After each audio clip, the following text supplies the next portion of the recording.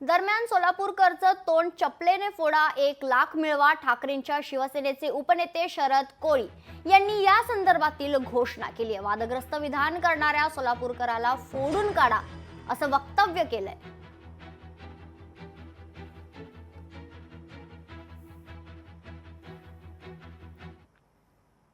तू सरळ सरळ या महाराष्ट्राचं दैवत छत्रपती शिवाजी महाराज असतील, डॉक्टर बाबासाहेब आंबेडकर असतील, यांच्यावर तू एकेरी भाषेत बोलून तू अवमान करत आहे, महाराष्ट्राच्या जनतेचा अपमान करत आहे.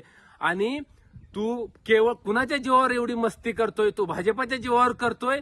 मला महाराष्ट्रातल्या युवकांना सांगायचं आहे, ज्या छत्रपती शिवाजी महाराज डॉक्टर बाबासाहेब आंबेडकरांच्या विषयी ह्याने अपशब्द वापरून जातीय तेढ निर्माण करण्याच्या दृष्टिकोनातून त्यानं वाक्य उपचारलंय. अशा राहुल सोलापूरकरांची मस्ती जिरवण्यासाठी त्याला दिसेल तिथं तुडवा, त्याला पायातल्या चप्पलीनं त्याचं तोंड फोडा, त्याचं तोंड रंगवा.